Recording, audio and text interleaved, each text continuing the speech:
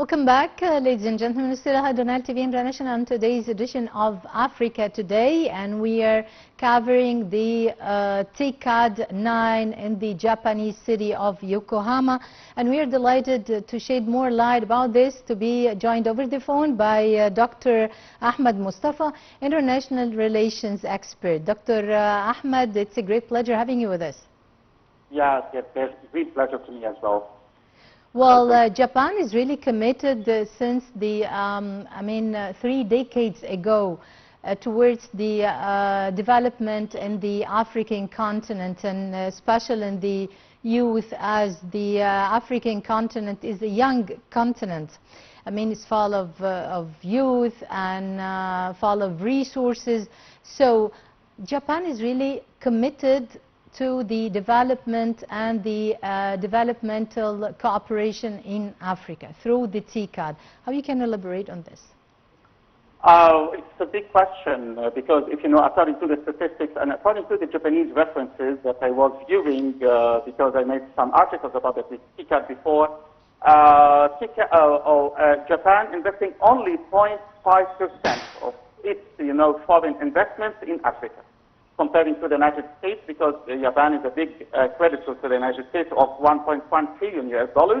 Europe, Asia, of course, and ASEAN and the other Asian countries, including and not limited to China, despite they are rivals.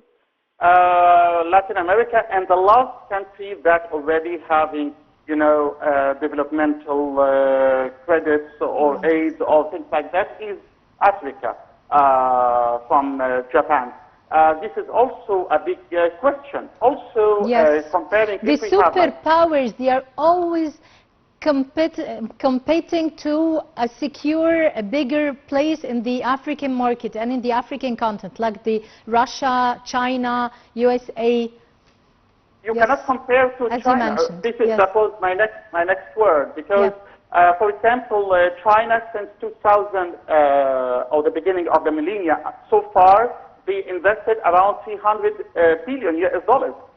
Japan committed in the last TCAD in China just to support $30 billion. That means 1 to 6.5. Concerning even the scholarships that already Japan offering to China, to African scholars and the students, it is 1 to 12 comparing to China. Because so far China, for example, in 2023, and this is the last figure, offered about 12,000 scholarships and internships for African students and scholars, compared to 1,000, only 1,000 from Japan. Yes. But now, as you said in your beginning, Japan is badly in need of the resources of Africa, because it is the cheapest worldwide, including and not limited to gold, cadmium, and of course uranium, copper, oil and gas, and so on. And also, the Africa is still, the cheapest manpower worldwide. This is why that it stimulates all the countries worldwide, like you said, of course, China, Japan, Russia, India, Turkey, EU, and America, just to be like big rivals inside the African continent in this regard. And we hope, and also the matter depends, because it depends on how much the African leaders they are ready to having like counterparty negotiations and trade talks and developmental talks with the Japan, because Japan will never prepare everything for you. Also, you should be prepared very well once you start to have meetings or trade meetings with them, including the feasibility studies of the projects, what kind of projects you need, the greater priorities, things like that, just to avoid any further restrictions or safeguards from the Japanese side in this regard. Therefore, it's like a win-win, equation in this regard. Yes, Dr. Mostafa, the TCAD 9 is co-hosted by the UN, United Nations Development Program, UNDP, also the World Bank, and the AUC, the African Union Commission. So, such international partners together, Japan is bringing all them together to invest for the dynamic Africa, for developmental program and for the developmental projects in the African continent.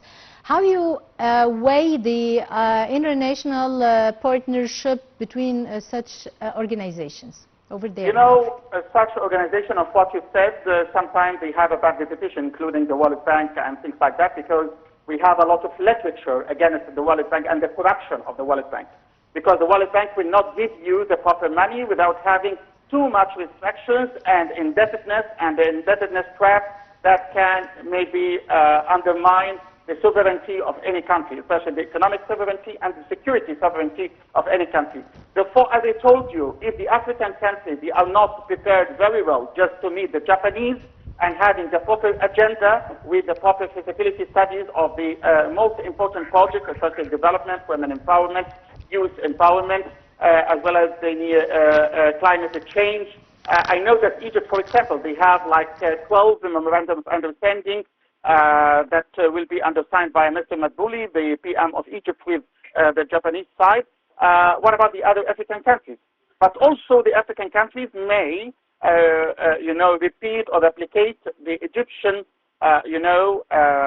experience with Japan in that respect, because Egypt so far, they have around, $3.5 billion investments from Japan in different fields, including, and not limited to, Suez Canal Economic Zone, the Pinpan, solar power fields, of course, some educational affairs, of course, the Egyptian and the digital Japanese innovation, and of course that there is the major and the mega Japanese project in Egypt, educational project in Egypt is the Japanese Egyptian University. It's such a great symbol of the Japanese Egyptian partnership in the educational field or educational sector for the digital innovation. Yes.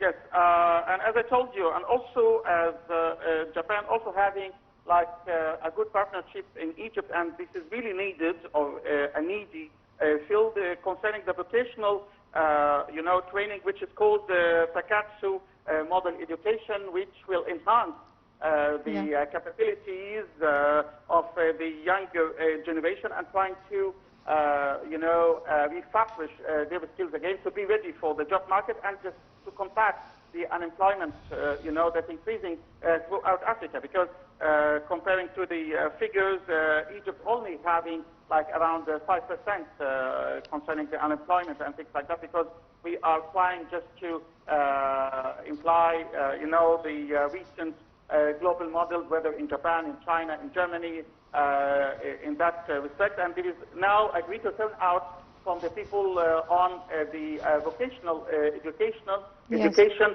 as of, the statistics of 2023, comparing to the African countries that more or less, especially the sub-Saharan countries, suffering from the increasing unemployment, which reaching around 22% according to the figures of even the World Bank and the other organization specialists in that respect, like the ILO, International Labor Organization.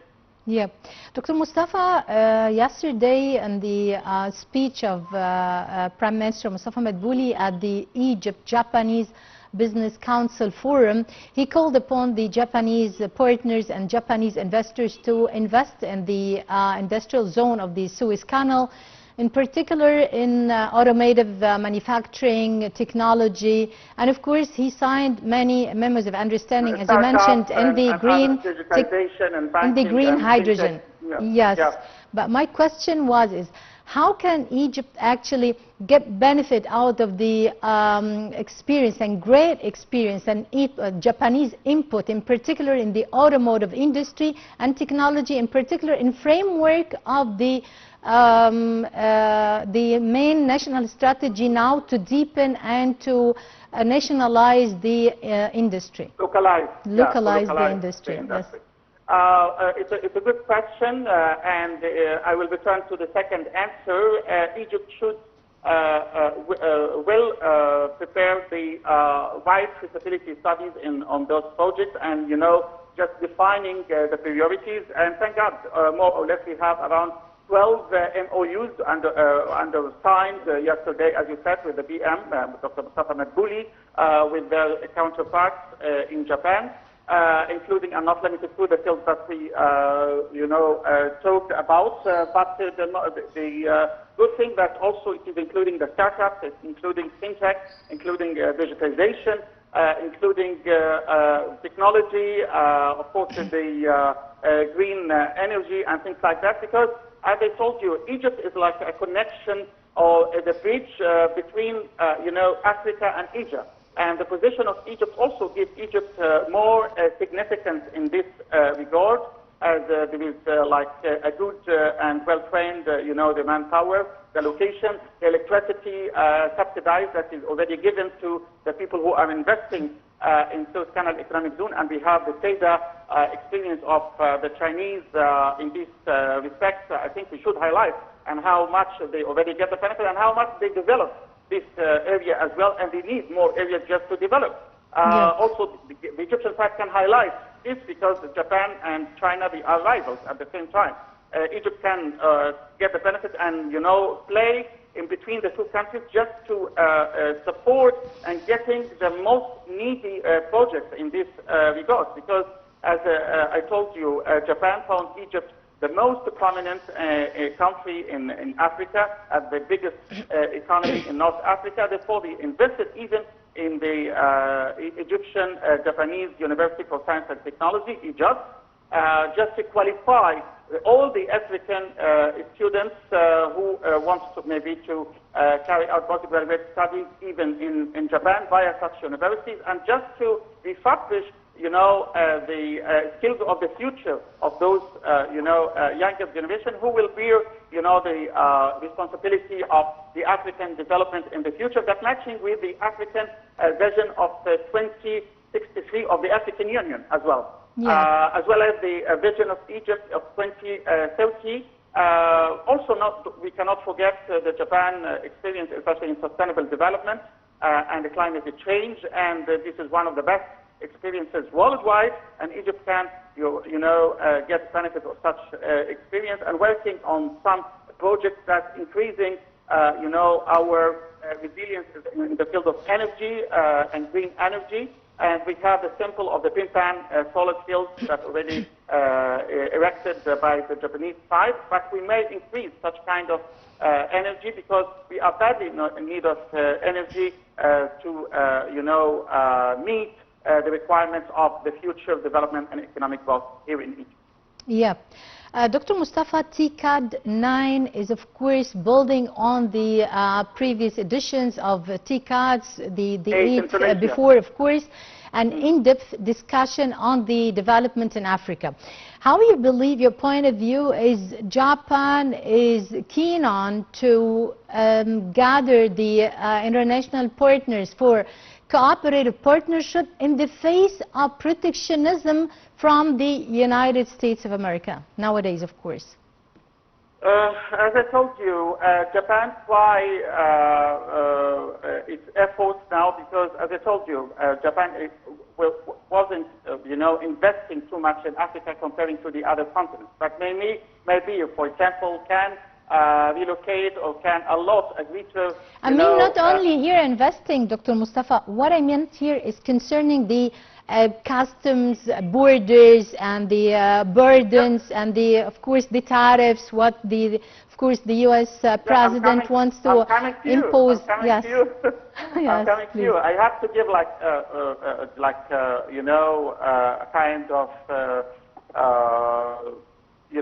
highlight or shed the light on why they are going and the reasons why they are shifting to other places to invest, including and not limited to Africa. But Africa, for them, as I told you, Africa is full of, the uranium, full of gold, full of oil and gas, full of cadmium, full of youth, full of lithium that is used in the batteries, that's used in the EVs, and also in most of our daily use now, including cell phones, the tablets, the laptops, and the technology, and even in the industry of the weapons.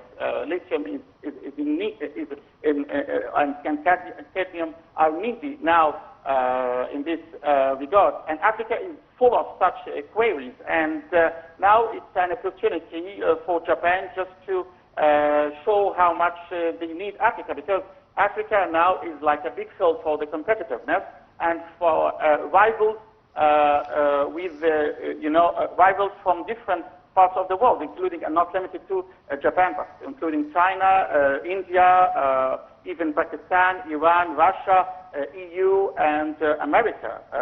Therefore, now Japan should find like a footprint in Africa because it will support, because here is the main question also. Does Africa need Japan or Japan needs Africa? I believe Japan, yes, they are in need of each other. Yep. Yes, they believe it, because also Japan can get the benefit from the high ratio of the youth in Africa, because Japan, they have a big deficit in the birth. Yep. And now Japan, they have like some structural difficulties concerning they are paying pensions 2 times the tax they acquired from the activities. Because the elderly rate now is more than 60% in Japan. And that's why they are investing #1 in Africa in youth and youth employment and youth projects. Yes, and in digital innovation and education. Yeah, exactly. And I'm giving you one example.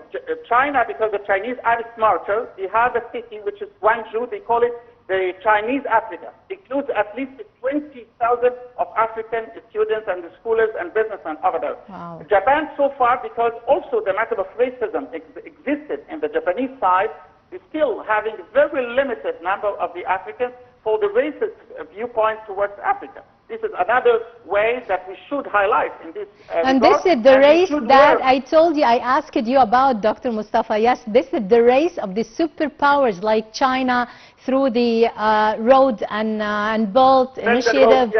Yes, right, Russia, also the USA. India, India investing around 100 billion now in Africa, comparing also to the others. Yeah, this is why Japan should change their viewpoint towards Africa or towards Africans, because Africa is the future quarry of the world, as per the resources and the manpower and the youth we have. Because Africa, in terms of, the population is 1.4 billion of the population of 52 countries of, a big diversity of, ethics and the cultures and resources and things like that. And the countries, or especially the big powers that are not looking at Africa in a deeply way, I think they will lose in the future. Yeah. And also they should seek for a greater market, because Africa also is one of the biggest markets for all the rivals worldwide. Of course, indeed. My last question to you, Dr. Mostafa, is actually concerning the TCAD 9 in particular. How TCAD 9 in particular could differ than the other versions of TCAD in the framework of the geopolitical and geostrategic challenges nowadays and wars everywhere and all things is against development? Of course, the matter of tariffs will be one of the stimulating, factors of making this, summit or TCAD or Tokyo International Conference on African Development completely different, because as Japan exposed to around 35% of tariffs, therefore they will start to try to find another place to invest, money and things like that. They will have like smoother, regulations and terms of reference in the matter of the transactions between African Union and Japan.